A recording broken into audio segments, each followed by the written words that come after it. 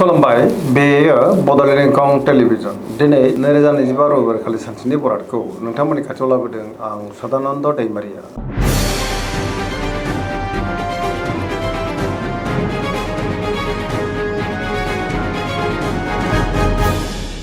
सिगां फरायनो लादों मेष राशि गिबि हांखो अ ल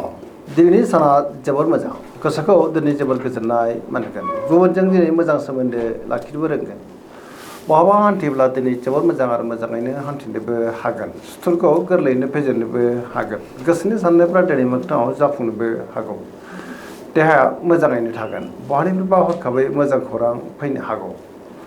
रांखावरियाव दिनै मोजां होनजायो बेफार फालांगियाव मोजां मुलाम्फा मोननोबो हागोन गुबुननि थाखाय दिनै गोबां मोजां खामानि मावनानै होनोबो हागोन न'खराव बिसि फिसायनि गेजेराव अननानै फैगोन बिदा फंबायनिफ्राय हेफाजाब मोननोबो हागौ गोसोनि साननायफोरा दिनै मोगथाङाव जाफुंनोबो हागौ समाजाव मान मोननो हागोन लाइमोनफ्रा दिनै गावबा गावनि गोसोनि साननायफोरखौ फोरमायलायनोबो हागोन फरायसाफ्रा दिनै फरायनायाव गोसो दुंखांगोन आरो मोजां फिथाइ मोननोबो हागोन आरो पजिटिभ एनार्जिनि गोहोम गोग्लैगोन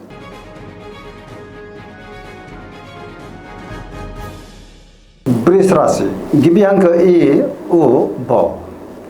दिनैनि साना मोजां आरो गाज्रिनि गेजेरजों बाबेनलांनो हागौ गोदान खामानियाव आखाइ होजेननो हानाय नङा मोनफ्रोमबो बिथिङावनो दिनै सांग्रां जानांगोन गुबुननि थाखाय नाङा फाङा जेंनायाव गोग्लैनांनोबो हागौ माबा मोनसे जेंनाजों मोगा मोगि जानांनो हागौ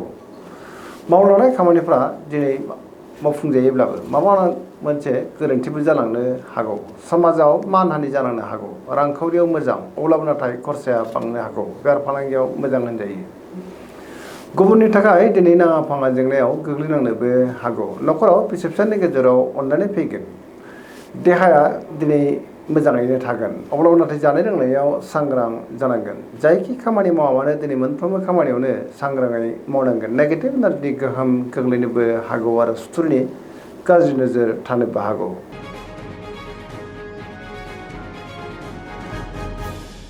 मिथुन राशि गिबि हांखो क स दिनैनि साना जोबोर मोजां गोसोआव गोथों आरो गोग्गो साननाय फैगोन गियाननि आंखाल जानाय नङा सोरजोंबा बाख्नाय जानोबो हागौ गोबां मोजां खाबु दिनै मोननो हागौ देहाया मोजाङैनो थागोन रांखावरियाव मोजां होनजायो बेफार फालांगियावबो मोजां मोननो गोनांखौ दिनै मोननोबो हागौ न'खराव बिसि फिसायनि गेजेराव अननानै फैगोन समाजावबो मान मोननो हागोन गोसोनि बोलोआ बांगोन सोरबा लोगोनिफ्राय थोजासे हेफाजाबबो मोननो हागौ गुबुनजों दिनै मोजां सोमोन्दो लाखिनोबो रोंगोन बहाबा थाङोब्ला दिनै जोबोर मोजां आरो मोजाङैनो हान्थिनोबो हागोन लाइमोनफोरनि गोसोआ दिनै जोबोर खुसि जागोन आरो गावबा गावनि गोसोनि साननायफोरखौ दिनै फोरमायलायनोबो हागोन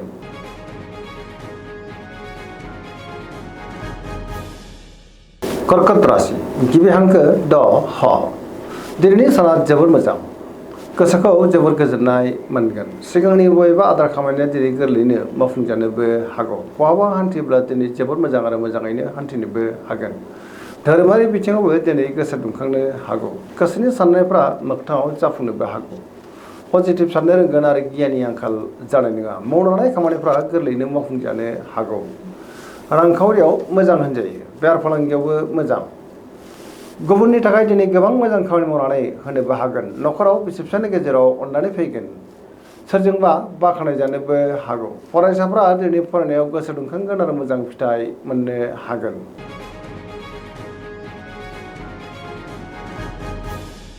सिंह राशि गिबि हांखो म थ दिनैनि साना जोबोर मोजां गोसोखौ दिनै जोबोर गोजोननाय मोनगोन बहाबा हान्थिनो एबा दावबायनो खाबु मोननो हागौ आरो मोजाङैनो हान्थिनोबो हागोन गोसोआव पजिटिभ साननो रोंगोन गियाननि आंखाल जानाय नङा मावनो लानाय खामानिफ्रा दिनै गोरलैयैनो मावफुंजानोबो हागौ सिगांनि बबेबा आद्रा खामानियाव दिनै मावफुंजानो हागौ बहाबा दावबायनो एबा हान्थिनो खाबु मोननो हागौ रांखावरियाव जोबोर मोजां होनजायो बेफार फालांगियाव दिनै जोबोर मोजां मुलाम्फा मोननोबो हागोन गोसोनि साननायखौ दिनै गुबुननो फोरमायनोबो हागोन न'खराव बिसि फिसायनि गेजेराव अननानै फैगोन समाजावबो मान मोननो हागोन बयजोंबो गोरोबनो रोंगोन गुबुननि थाखाय दिनै गोबां मोजां खामानि मावनानै गोसोआव गोजोननाय फैगोन लाइमोनफ्रा गावबा गावनि गोसोनि साननायफोरखौ दिनै फोरमायलायनोबो हागोन आरो पजिटिभ एनार्जिनि गोहोम गोग्लैगोन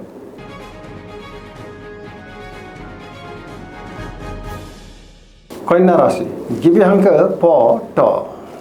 दिनैनि साना मोजां आरो गाज्रिनि गेजेरजों बाबेलांनो हागौ गोसोआव गोनो गोथो साननायबो फैनो हागौ गावनि गोसोनि साननायफोरखौ दिनै गुबुननो फोरमायनो गोब्राब जानोबो हागौ आरो नेगेटिभ एनार्जिनि गोहोम गोग्लैगोन गोथों आरो गोग्गो साननो रोंनाय नङा गियाननि आंखाल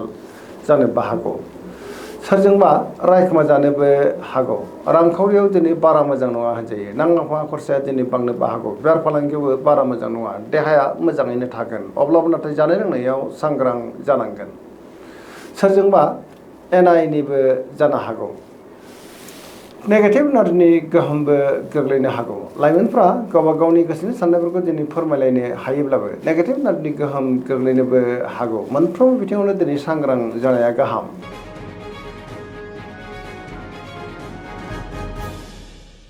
तुला राशि गिबि हांखो र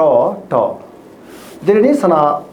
मोजां आरो गाज्रिनि गेजेरजों बाबेलांनो हागौ गोसोआव गोनो गोथो साननायबो फैनो हागौ गावनि गोसोनि साननायफोरखौ दिनै गुबुननो फोरमायनो गोब्राब जागोन देहाया मोजाङैनो थागोन अब्लाबो नाथाय जानाय लोंनायाव सांग्रां जानांगोन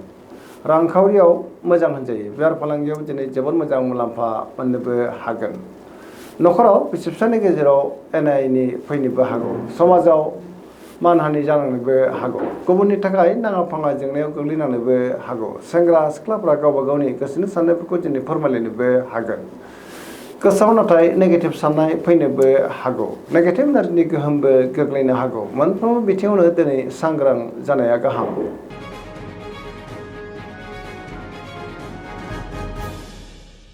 वृश्चिक राशि गिबि हांखो न स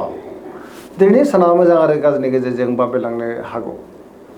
गोसोआव गोनो गोथो साननाय फैगोन गोबां जेंना जेंगोनाजों दिनै मोगा मोगि जानांनोबो हागौ नेगेटिभ एनार्जिनि गोहोम गोग्लैनोबो हागौ बहाबा दावबायनो एबा हान्थि खाबु मोननो हागौ समाजाव लोगो लेवा बांगोन सोरबा गोजाम लोगोजों दिनै बहाबा लोगो मोनलायनो हागौ गोसोआव नाथाय गोनो गोथो साननाय फैनोबो हागौ मावलांनाय खामानिखौ मावफुंनायाव माबा नङा मोनसे हेंथा फैनोबो हागौ गुबुननिफ्राय हेफाजाब लानांनोबो हागौ देहाया दिनै बारा मोजां थानाय नङा गोबां रोखोमनि देहायारि जेंनाजों मोगा मोगि जानांनोबो हागौ जानाय लोंनायाव सांग्रां जानांगोन रांखावरियाव बारा मोजां नङा होनजायो बेफार फालांगियाव दिनै बारा मोजां नङा होनजायो नेगेटिभ एनार्जिनि गोहोम गोग्लैनोबो हागौ लाइमोनफ्रा गावबा गावनि गोसोनि साननायखौ दिनै फोरमायलायनो हायोब्लाबो नेगेटिभ एनार्जिनि गोहोम गोग्लैनोबो हागौ मोनफ्रोम बिथिङावनो दिनै सांग्रां जानाया गाहाम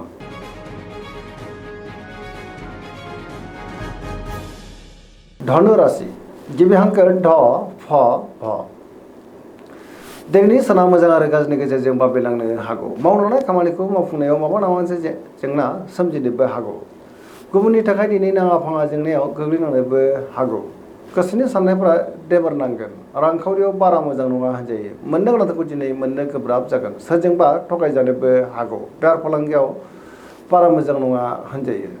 समाजाव मानहानि जानांनो हागौ देहाया दिनै मोजाङैनो थागोन अब्लाबो नाथाय जानाय लोंनायाव सांग्रां जानांगोन बिदा फंबायनिफ्राय हेफाजाबखौ मोननो हागोन बहानिफ्रायबा हरखाबै गाज्रि खौरांबो फैनो हागौ लाइमोनफोरनि गोसोआ दिनै जोबोर उसुखुथु जागोन गावबा गावनि गोसोनि साननायफोरखौबो दिनै फोरमायलायनो गोब्राब जानोबो हागौ आरो नेगेटिभ एनार्जिनि गोहोम गोग्लैनोबो हागौ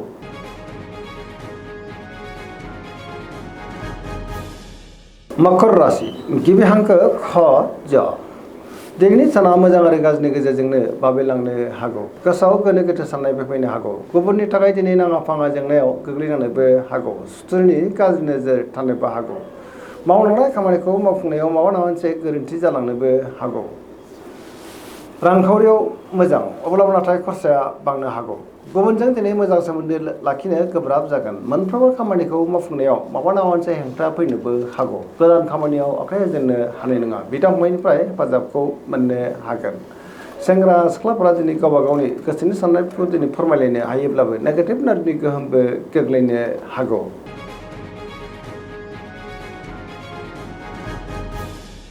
कुम्भ राशि गिबि हांखो ग स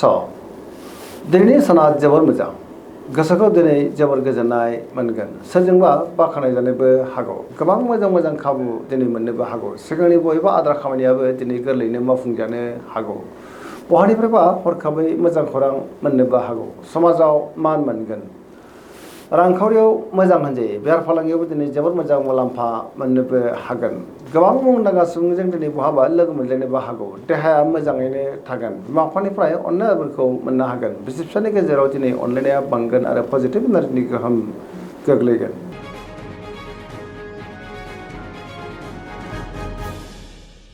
मीन राशि गिबि हांखो ड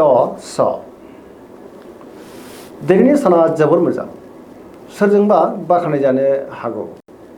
गोबां मोजां मोजां खाबु दिनै मोननोबो हागौ गोसोआव पजिटिभ साननाय फैगोन गोथों आरो गोग्गो साननो रोंगोन गियाननि आंखाल जानाय नङा गावनि गोसोनि साननायफोरखौ दिनै गुबुननो फोरमायनोबो हागोन देहाया दिनै मोजाङैनो थागोन रांखावरियाव मोजां होनजायो बेफार फालांगियाव दिनै जोबोर मोजां मुलाम्फा मोनगोन न'खराव बिसि फिसानि गेजेराव अनलायनाय फैगोन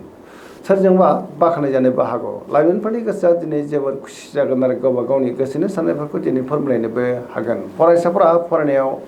गोसो दुंखांगोन आरो मोजां फिथाइ मोननोबो हागोन सरासनस्रायै दिनै साना जोबोर मोजां आरो मोजाङैनो बारग'लांगोन। दिनैनि राशि फरायनाया एसेनोसै जोबनायाव बेखौनो खावलायो जाहाथे नोंथांमोना सानफ्रामबो जोंनि बे बड'लेण्ड इंखं टेलिभिजनखौ नायबाय थायो आरो साबस्क्राइब खालामो लोगोसे लाइक खालामो आरो शेयार खालामो एसेनोसै गोजोन्थों।